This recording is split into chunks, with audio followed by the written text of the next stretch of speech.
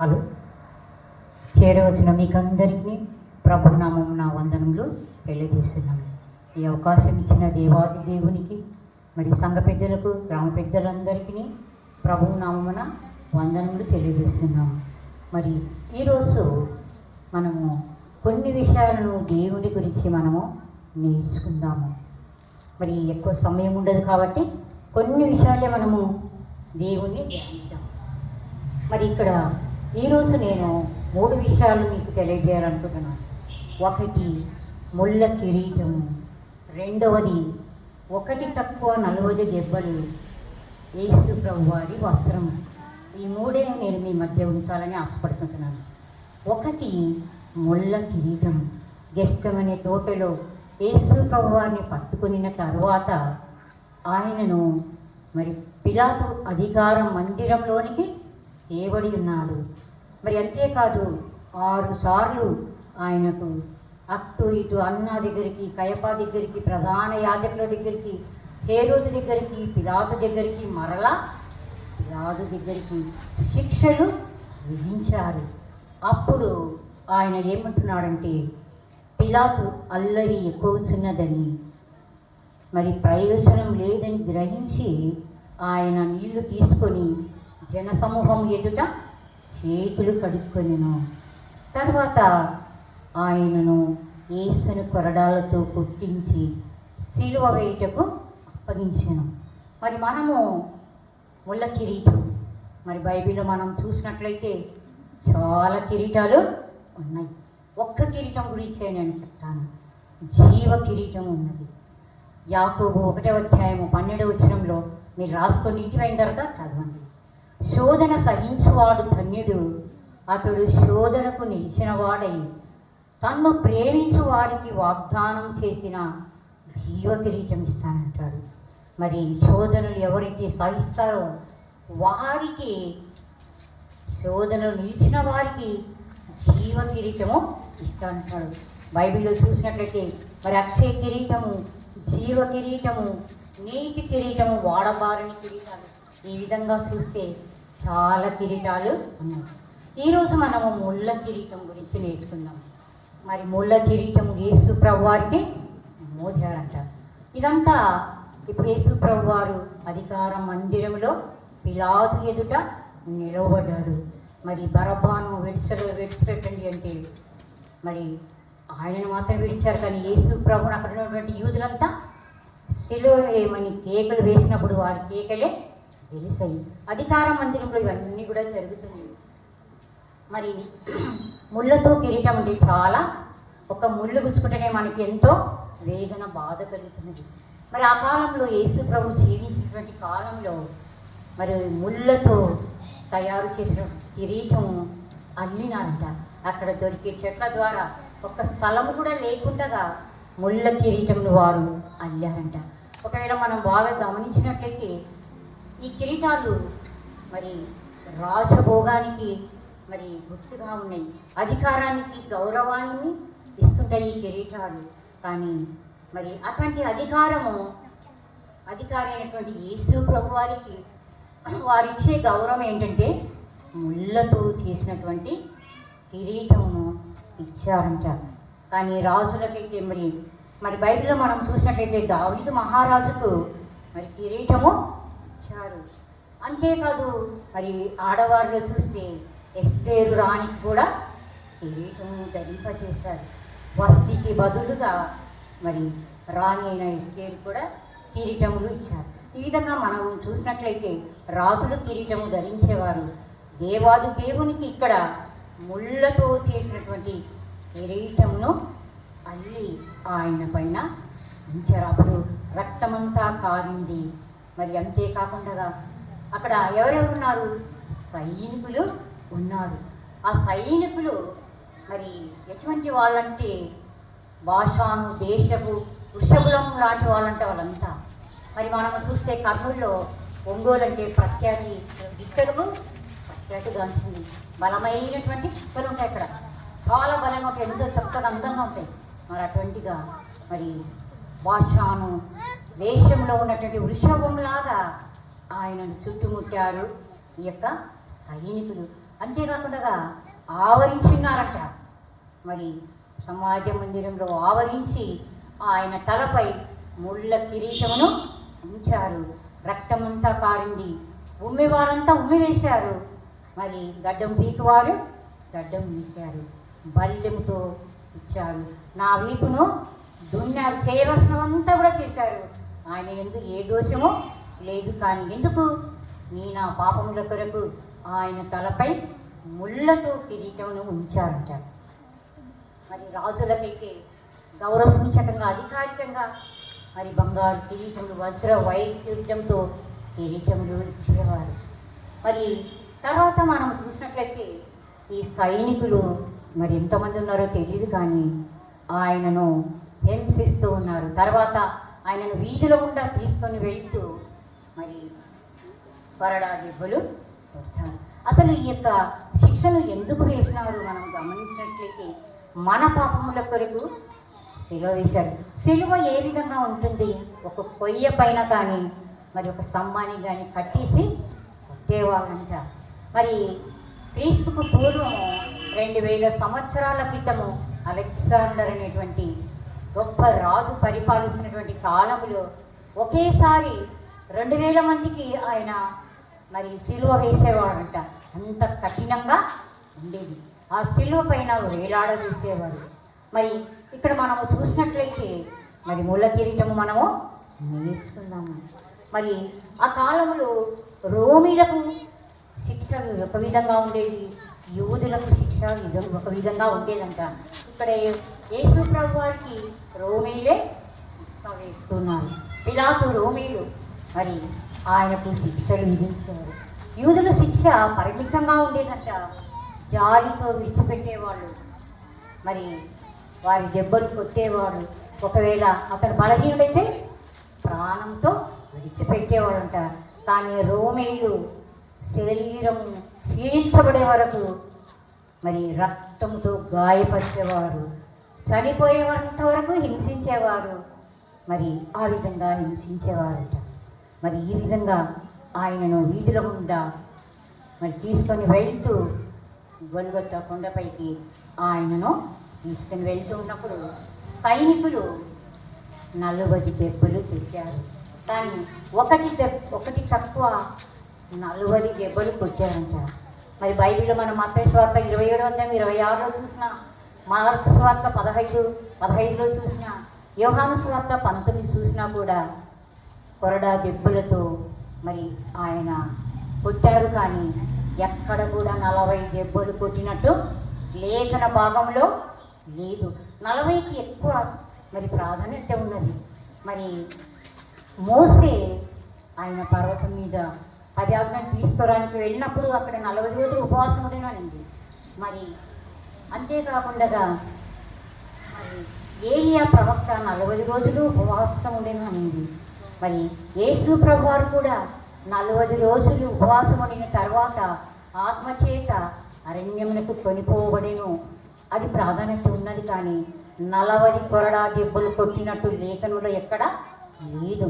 ఎందుకంటే యూదుల ప్రకారము, రోమీల ప్రకారం ఆయనకు సిలువ వేస్తూ ఉంటున్నారు. మరి ఈ విధంగా చూసినట్లయితే మరి ఎందుకు అట్లా అంటే ద్వితీయోపదేశ కాండము 25వ అధ్యాయం 1-3 మీరు ఇంటికి వెళ్ళిన తర్వాత చూసినట్లయితే మనుషుల విచారం కలిగి న్యాయసభకు వచ్చినప్పుడు ఎవరైతే తప్పు చేస్తారో న్యాయాధిపతి దగ్గరకు వచ్చినప్పుడు మరి నీతిమంతుడని దోషి అని తీర్పు తీర్చాలంట. ఆ కాలంలో మోసే కాలంలో ఈ విధంగా తీర్పు ఉండేది. నీతిమంతుడని దోషి అని మరి చెప్పేవారు. అంతేకాకుండా మరి న్యాయాధిపతి వానిని పండుకొనబెట్టి వాని నేరం కొలది దెబ్బలు లెక్క పెట్టి వాని ఎదుట వాణిని కొట్టేవాళ్ళట. మరి వాని ప్రకారంగా దెబ్బలు కొట్టేవాళ్ళు. ఎన్ని కొట్టేవాళ్ళు? 40 దెబ్బల కంటే ఎక్కువ కొట్టడానికే వీలు లేదు. అంతకు మించి ఒకవేళ ఎక్కువ కొడితే ఆయన దృష్టికి నీచుడుగా కనపడేవాళ్ళంట. అందుకనే 39 కొరడా దెబ్బలు. మనం కూడా 39 రోజులు ఉపవాసం ఉంటాము. 40 రోజులు గుడ్ ఫ్రైడే జరుపుకుంటాము.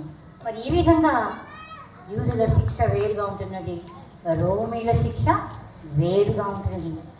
మరి అంతేకాదు కొత్త నిబంధనలు మనం చూసినట్లయితే మరి పౌలు అంటాడు, 1 తక్కువ 40 దెబ్బలు 5 సార్లు నేను వాళ్ళని కొట్టారంట. మరి 1 కంటే 5 కొరడా దెబ్బలు కొట్టారు. మరి పౌలు ఆయన దేవుని సేవ చేస్తూ మరి సౌలుగా ఉన్నప్పుడు క్రైస్తవులను హింసిస్తూ మరి చెరసాల్లో వేస్తూ ఈడ్చుకుంటూ వెళ్ళినప్పుడు ఆయన పౌలు సౌలుగా మారినాడు. మరి దేవుని పరిచర్య చేస్తున్నప్పుడు 1 తక్కువ 40 దెబ్బలు ఆయనను కొట్టారంట. మరి అప్పుడు వాళ్ళు కోరినట్లుగా బరబ్బాను విడుదల చేశారు. యేసు ప్రభును కొరడాలతో కొట్టించడానికి శిలువకు అప్పగించాడు పిలాతు. మరి ఈ విధంగా మనం చూసినట్లయితే కొరడా దెబ్బలు యూదుల శిక్ష వేరుగా ఉన్నది, రోమీల శిక్ష వేరుగా ఉన్నది. అందుకనే యేసు ప్రభును రక్తము కారునంతగా తన ప్రాణమును దారపోసెను. మరి యెషయా భక్తుడు ముందుగానే అంటాడు, మన పాపముల నిమిత్తము అతడు శిక్షను అనుభవించాను. మరి రోమిల శిక్షను దేవుడు అనుభవించారు. మరి అపరడా దెబ్బలను మరి సైనికులు అవి తోలుతో చేయబడినటువంటి లోహపు ముక్కలతోనూ గాజు పెంకులతోనూ చేయబడేది ఎముకలు శరీరము కనబడేటట్లుగా కొట్టేవాళ్ళు. మరి ఆ యొక్క కొరడాకు ఒక పొక్కెం ఉంటుంది. మరి ఆ కొరడతో కొట్టినప్పుడు మాంసము చీల్చబడేది. యేసు ప్రభువారు ఇన్ని కొరడా దెబ్బలు తింటూ ఆయన గొల్గొతా కొండపైకి చేరారు. చేరిన తర్వాత అక్కడ మరి 3వది మనం గమనించినట్లయితే ఆయన వస్త్రములను పంచుకున్నారు. మొదటిది కిరీటము, ముళ్ళతో చేసిన కిరీటమును అల్లి ఆయన తలపై మోదారు. 2వది 1 కంటే తక్కువ 40 దెబ్బలు సైనికులు గుమిగూడి ఆయనను కొట్టారని బైబిల్ వాక్యం సెలవిస్తుంది. 3వది గమనించినట్లయితే ఆయన వస్త్రములంట, ఆయన వస్త్రములను వారు పంచుకుంటారని దావీదు మహారాజు కీర్తనలు 22వ కీర్తన 18లోనే ముందుగానే ప్రవచన వాక్యములు ప్రవచించాడు. నా వస్త్రములను వారు పంచుకొనుచున్నారు, నా అంగీ కొరకు చీట్లు వేస్తున్నారు. మరి నిలువుటంగి తిప్పడం ఇష్టలేక చీట్లు వేశారంట. ముందుగానే ప్రవచన వాక్యములు నెరవేరుగానే అందుకని ఆయన వస్త్రములను వారు చింపారు. మరి పంచుకున్నట్ట పై వస్త్రము యేసు ప్రభువారిని మనం గమనించినట్లయితే పస్కా పండుగప్పుడు ఆయన మేడగదిలో పస్కాను సిద్ధం చేయించిన తర్వాత ఆయన శిష్యులను 12 మంది శిష్యులను కూర్చోబెట్టుకొని తన పై వస్త్రం తీసి పక్కన పెట్టి తువాలను నడుముకు కట్టుకొని మరి ఈ విధంగా గమనించినట్లయితే పై వస్త్రం ఉన్నది, తువాలు ఉన్నది, నిలువుటంగి. మరి ఈ విధంగా చూసినట్లయితే ఆయన చనిపోయినంత వరకు ఆయన సంపాదించే ఆస్తి ఆయన అంగీ తప్ప ఇంకా ఎక్కడ ఏమీ కూడా కనపడలేదు. అందుకని ఆ సైనికులు వస్త్రములను తీసుకున్నారు, పై వస్త్రం తీసుకున్నారు, కానీ నిలువుటంగి. ఒకవేళ ఆ కాలంలో మరి యెరూషలేము ప్రాంతంలో ఉన్న ఎవరైనా ఒక స్త్రీ ఆయనకి మరి చేతితో కుట్టి అల్లించవచ్చని కొంతమంది పండితులు చెప్తారు. మరి అందుకనే ఆయన వస్త్రమును ఆయన్ని ఆ విధంగానే ఉంచారంట. అంతేకాదు ఆయన్ని ఇప్పుడు కూడా జర్మనీ దేశంలోని సెయింట్ పీటర్ చర్చిలో ఇప్పటికీ కూడా ఆయనకు అంగి ఆ విధంగానే ఉందంట. అప్పుడు కాన్స్టంటినోపుల్ అనే చక్రవర్తి పరిపాలిస్తున్నాడు. ఆయన తల్లి హెలీనా, ఆ యొక్క రాజు వారి తల్లి అయిందట హెలీనా కొడుకుతో, నేను యేసు ప్రభు గారి అంగిని చూడాలన్న వెంటనే మరి ఒక రాజు దగ్గర ఉంటుండగా మ్యాక్స్మెన్ అనే రాజు దగ్గర ఆ యొక్క అంగి ఉన్నట్లు గ్రహించి ఆమె జర్మనీకి తెప్పించుకుందంట. ఎందుకంటే కాన్స్టంటైన్ రాజు ఆ యొక్క తల్లి హెలీనా వాళ్ళు జర్మనీ ప్రాంతంలోనే జన్మించినారు, అక్కడే ఉంటున్నారు. అందుకనే ఆయనకు అంగి ఇప్పటికీ కూడా క్రీస్తు పూర్వం 17,500 సంవత్సరంలో ఉన్నా కూడా ఆయన యొక్క అంగిని గాజు పెట్టెలో పెట్టారంట. రబ్బరు ద్రావణంలో ముంచి మరి గాజు పెట్టెలో పెట్టారు. ఇప్పటికి కూడా యెరూషలేము యాత్రకు వెళ్ళినప్పుడు ఆయన అంగిని చూస్తున్నారంట. ఎంత గొప్ప ధన్యత కదా! ఆయన అంగీని ఇప్పటికి కూడా చూసే ధన్యత అక్కడ ఇస్తున్నది. మరి 4 భాగాలు పంచుకున్నారు, కానీ నిలువుటంగిని చింపడము ఇష్టం లేదు వాళ్ళకి. చీట్లు వేశారు. మరి నిలువుటంగి ఒకవేళ ఏసరి అయితే మరి అల్లి ఇచ్చిందో మనకైతే తెలియదు, కానీ ఆయన అంగి ఇప్పుడు కూడా ఉంది. అంతేకాదు ఆయన వస్త్రాలు మనం చూసినట్లయితే చనిపోయి తిరిగి లేచినప్పుడు సమాధిలో నుంచి మరి శిష్యులు వెళ్ళి చూస్తారు. మరి ఆయన తలపై ఉండవలసినటువంటి వస్త్రము తలపాగా వేరొక చోట ఉన్నది, నారబట్టెలు వేరొక చోట ఉన్నది. ఎందుకంటే ఆ యొక్క సాదృశ్యము ఆ తల దగ్గర ఉన్నటువంటి రుమాలు అలాగే ఉందంట. ఎందుకంటే మరలా నేను వస్తాను అని సాదృశ్యంగా ఉన్నది. మరి ఈ విధంగా మనము గమనించినట్లయితే యేసు ప్రభువారు నా పాపముల కొరకు తలపై ముళ్ళ కిరీటం ఉంచబడినది, 1 తక్కువ 40 దెబ్బలు కొట్టబడ్డాడు. మరి వస్త్రములు ఉన్నవి. కీర్తనలు 22:12 చూసినట్లయితే వృషభములు అనేకములను చుట్టుకొనిన్నవి, భాషాను దేశపు బలమైన వృక్షములు నన్ను ఆవరించను. ఒకవేళ నీవు నేను ఆయనను మరి సైనికుల వారు ఆవరించి ఆయనను కొడుతుంటున్నారు, మనము సైనికులలాగా ఉంటున్నామా? మరి మనము పరిశీలించుకోలేము. దేవాది దేవుడు మనము చేసిన పాపముల కొరకు తలపై ముళ్ళ కిరీటము ధరించాడు, 1 తక్కువ 40 దెబ్బలు కొట్టబడ్డాయి. ఆయన వస్త్రములు పంచుకున్నారు. మరి ఈ విధంగా చూసినట్లయితే మరి మనము ఏ విధంగా ఉన్నామో మన పాపముల కొరకు ఆయన నిజంగా సిలువ వేయబడ్డాడని మనము గమనించుకోవాలి. మన తప్పులను మనము ఒప్పుకోవాలి. నిజమైన గొప్ప దేవుడని ఆయనను గురించి ప్రకటించాలి. మరి కిరీటములు మనం చూసినట్లయితే అక్షయ కిరీటము, జీవ కిరీటములు ఉంటున్నవి. దావీదు మహారాజుకు కిరీటము, ఈ యొక్క కిరీటము అధికారానికి గౌరవిస్తుంది. కానీ దేవాది దేవుడు నా పాపముల కొరకు తగ్గించుకుంటూ కల్వరి రానుపై ఆయన మన కొరకు ప్రాణ త్యాగము చేశాడు. మరి మనం ఏం చేయాలి? మరి మనము సైనికులను కాదు కదా అని మనం అనుకున్నట్లయితే ఆయనను కీర్తించాలి. దేవునికి కృతజ్ఞతాస్తుతులు మనము చెల్లించాలి అంటాం. మరి ఒకటి మనం చూసినట్లయితే సంతు శాంసన్ అని మీరు విన్నారు. మరి ఈ ఫస్ట్ వారంలోనే మొదలు ఆయన గొప్ప విజయాన్ని సాధించాడు. దేవుని గురించే కొనియాడినాడు. ఒక క్రిస్టియన్గా ఉంటూ మరి ఆయన తండ్రి ఉద్యోగం రీతిగా పోలీసుగా పనిచేస్తూ ఢిల్లీలో ఉండేవాళ్ళంట శాంసన్. మరి సంగు శాంసన్ ఆయన తండ్రి అక్కడ ఢిల్లీలో చిన్నపాటి పోలీసు ఉద్యోగం చేస్తూ తల్లిదండ్రులతో అక్కడే ఉండేవాడు. ఆయనకు వరల్డ్ కప్లో కప్పు గెలవాలనే ఒక ఉద్దేశం ఉండేది. ఏ విధంగానా సరే ఎన్ని ఆటంకములు వచ్చినా దేవుని మాత్రం ఆయన విడిచిపెట్టలేదు. శోధనలు సహించాడు. మరి ఆయన చిన్నగా 14 సంవత్సరాలు ఉన్నప్పుడే మరి బస్ స్టాండ్కి వెళ్ళేవాడంట. చిన్నపిల్లవాడు మరి బ్యాట్ ధరించాలి, మరి కాళ్ళకు చేతులనుకున్న గ్లౌజెస్ బ్యాగ్లో పెట్టుకొని ఆయన మోయలేకపోయేవాడంట. మరి తనకున్నటువంటి అన్న తన తండ్రి చూసేవాడు. మరి తన కుమారుడు అంత బరువును మోయలేక కింద పడుతున్నాడు, బాధపడుతున్నాడని వాళ్ళ అన్న ఆయన సహాయం చేస్తూ బస్ స్టాండ్కు ఢిల్లీకి వచ్చేవారంట. అక్కడ వస్తున్నప్పుడు అక్కడ ఉన్నటువంటి ప్రజలందరూ చూసి హేళన చేసినారంట, ఎగతాళి చేసినారంట. ఈయనొక టెండూల్కర్ అవుతాడా, ఇంత చిన్నవాడు ప్రాక్టీస్ చేయడానికి బ్యాటింగ్ నేర్చుకోవడానికి వెళ్తున్నారని హేళన చేసినప్పుడు ఆ తండ్రి మరి ఏమనకుండా తన మనసులోనే ఆ విధంగా బాధపడ్డాడంట. ఎటువంటి పరిస్థితులైనా ఆయన మరి బ్యాటింగ్ నేర్చుకున్నాడు. ఎన్నో ఒడిదుడుకులు శోధనలు సహించాడు. మరి అనేక సార్లు ఓడిపోయాడంట.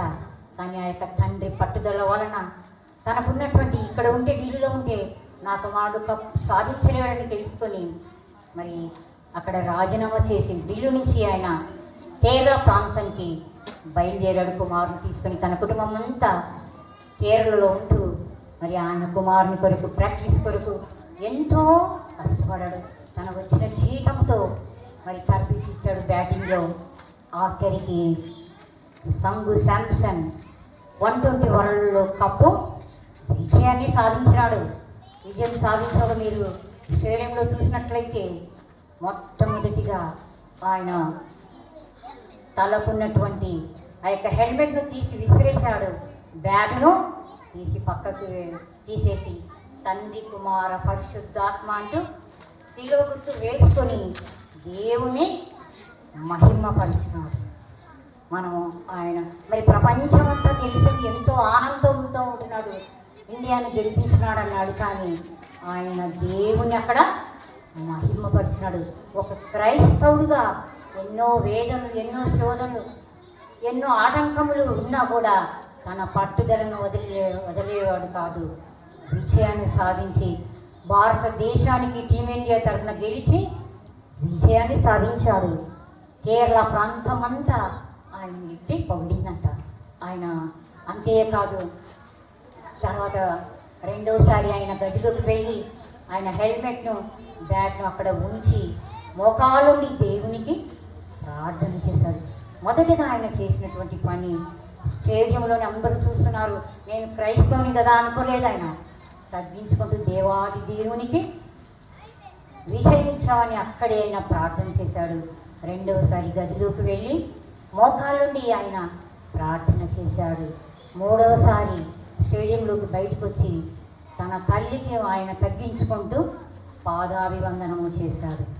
మరి తర్వాత ఆయనను మరి ఇంటర్వ్యూ అడుగుతారు, నీకు ఏ విధంగా నిలిచావు నువ్వు ఇది అంటే, సర్వశక్తుడైన దేవునికి కృతజ్ఞతలు, thank you to all mighty God అని ఇంగ్లీష్లో ఆయన చెప్తారు. దేవుడి సర్వశక్తుడైన దేవునికే ఈ కృతజ్ఞతలు. మరి నీవు నేను ఆ విధంగా చెప్పేంత ధైర్యం ఉందా?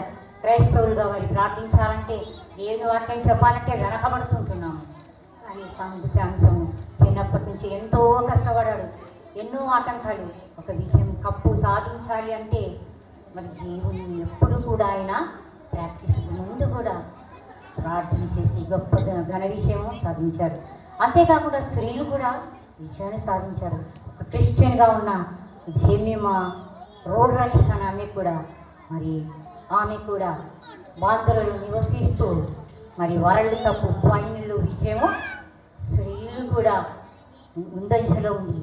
మరి ఆమె కూడా యేసుని గెలిచిన వెంటనే యేసుని నమ్మింది, దేవునికి స్తోత్రం చేసింది, చేతులతో ఆకాశం వైపు చూసి ఆమె కృతజ్ఞతాస్తుతులు చెల్లిందట. మరి IPL 2026లో ఆమె వరల్డ్ కప్ ఫైనల్లో గెలిచి విజయం సాధించింది. మరి ఆమె అంటుంది ఇంటర్వ్యూలో, నా విజయం కాదు, దేవుడే నా ముందు ఉండి విజయం సాధించాడని. ప్రపంచం గర్వించదగ్గ స్త్రీలు, పురుషులు ఎవరికీ భయపడకుండా దేవుని వాళ్ళు మహిమపరుస్తున్నారు, దేవునికి కొనియాడుకుంటున్నారు. మరి మనము ఆ విధంగా ఉంటున్నామా? స్త్రీలుగా ఉంటున్నామా? మరి పురుషులుగా ఉంటున్నామా? మరి మనల్ని మనం పరిశీలించుకోవాలి. సంఘ సాంసం గెలిచిన తర్వాత మరి అంతేకాకుండా ఆయనకు గొప్ప ఉద్యోగం వచ్చింది. తండ్రి ఉద్యోగం పోయి ఎంతో వేదనలో ఉన్నప్పటికీ కూడా గవర్నమెంట్ ఆయనను గౌరవించి 10 కోట్ల నగదుతో DSP ఉద్యోగం పొందినట్లు మనం వార్తల్లో చూసాం. ఎంత గొప్ప విషయము! ఆయన కష్టాల్లో ఉన్నప్పటికీ కూడా దేవుని మహిమపరచలేదు. ఒక గ్రౌండ్లో దేవుని మహిమను కొనియాడు. నా ప్రియమైన బిడ్డలారా, మనము కూడా దేవుని మహిమపరచాలి. మరి మనకైతే బ్యాటు అవన్నీ అవసరం లేదు, కానీ దేవుని ప్రజల ఎదుట మోకాలుండి మనము దేవుని ప్రార్థన చేయాలి. మరి అట్లా చేస్తే దేవుడు పరలోకంలో మనకి జీవ కిరీటము, మహిమ కిరీటములు, శోధనను సహించాడు, జయించాడు. సంఘ సంస్థను గొప్ప విజయాన్ని లోకంలో సాధించాడు. క్రైస్తవులమైన మనము మరి దేవుని గురించి ప్రకటించడానికి సిద్ధంగా ఉంటున్నామా? ఆయన పేరు చెప్పి ఆయనను మహిమపరిచే బిడ్డలుగా ఉంటున్నామా? మనల్ని మనము పరిశీలించుకోవాలి. మరి ముళ్ళతో కిరీటము చేసినటువంటి ధరించినటువంటి దేవుడు మన కొరకై ప్రాణత్యాగం చేశాడు. ఒకటి తక్కువ 40 దెబ్బలు కొట్టారు. ఆయన వస్త్రం లేఖనములు నెరవేరినట్లుగానే ఆయన ఎంత గొప్ప విజేత, చెమట రక్త బిందుగా మారినంతగా ప్రార్థన చేశాడు. అతడు మరి దేవునితో మన పక్షమున విజ్ఞాపన చేస్తూ కల్వరిలో నా పాపముల కొరకు ప్రాణత్యాగం చేసిన దేవుని మనము కూడా మహిమపరచాలని ప్రభు పేట మీకు మనం చేస్తున్నాను. చిన్న పాట పాడు. నా కోరిక ప్రణాళిక పరిమళించాలని, నా ప్రార్థన విజ్ఞాపన నిత్య మహిమలు నిలవాలని, నా కోరిక ప్రణాళిక పరిమళించాలని, నా ప్రార్థన విజ్ఞాపన నిత్య నిలవాలని. అక్షరుడాని కల్వరి ప్రాణం అంకితనామం కలుగచేసెను, ఆచలవాకిని తలుపు తెరచి అనురాగ వర్షం కురిపించినావు. నా హృదయములో పొంగిని సంద్రమే, నీ సన్నిధిలో పాడనా నా హృదయ విశ్వాసుడా. కోరిక ప్రణాళిక పరిమళించాలని, ప్రార్థన జ్ఞాపన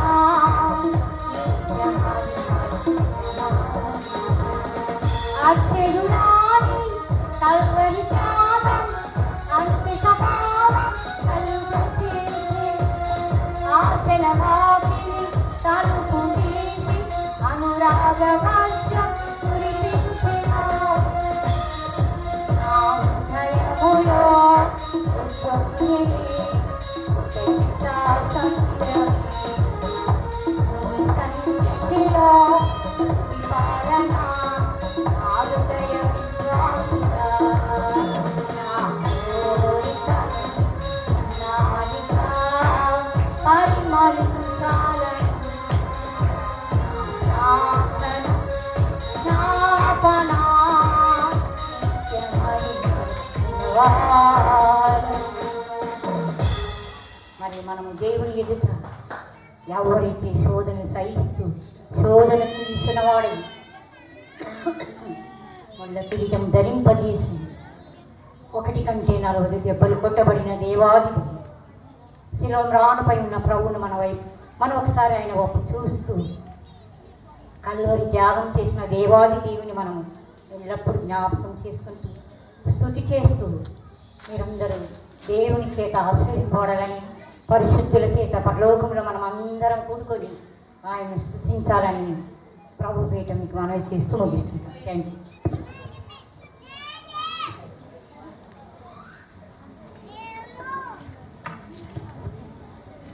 ప్రభుకు స్తోత్రాలు.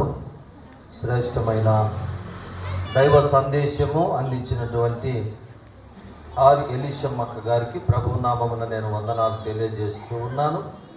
ప్రతి ఒక్కరు కూడా కళ్ళు మూసుకొని తలలు వంచండి, ప్రార్థన చేద్దాం. ప్రభు మన కొరకు ప్రాణం ఇచ్చాడు. ఆయన మన కొరకు సిలువలో బలియాగమయ్యాడు. కనుక ప్రియ సహోదరి సహోదరులారా, దైవ సన్నిధిలో ప్రార్థన చేసుకున్నాం. ప్రభువా, నీవు మా కొరకు ప్రాణం ఇచ్చావు, మా కొరకు మీ రక్తమంతటిని కూడా ధారపోసావు. మాకు నిత్య జీవం ఇచ్చుట కొరకు, జీవ కిరీటం ఇచ్చుట కొరకు. అవును నాయనా, నీ సన్నిధిలో మేము ప్రార్థన చేస్తూ ఉన్నాం. మా పాపములను మేము ఒప్పుకొని విడిచిపెట్టుకొనొచ్చు ఉన్నాం. నాయనా, నీ బిడ్డలుగా మేము బ్రతుకుటకు కృప చూపండి. మీ రాకడలో ఎత్తబడి మీ రాజ్యములో యుగయుగాలు మీతో ఉండే ఆ గొప్ప భాగ్యమును మాకు అనుగ్రహించు ప్రభువా అని దైవ సన్నిధిలో ప్రతి ఒక్కరూ ప్రార్థించాలని మనవి చేస్తున్నాం. శ్రీధరన్న గారు వచ్చి ప్రార్థన చేయాలని ప్రభు పేరట మనవి చేస్తూ ఉన్నాను. ప్రార్థన చేసుకుందాం.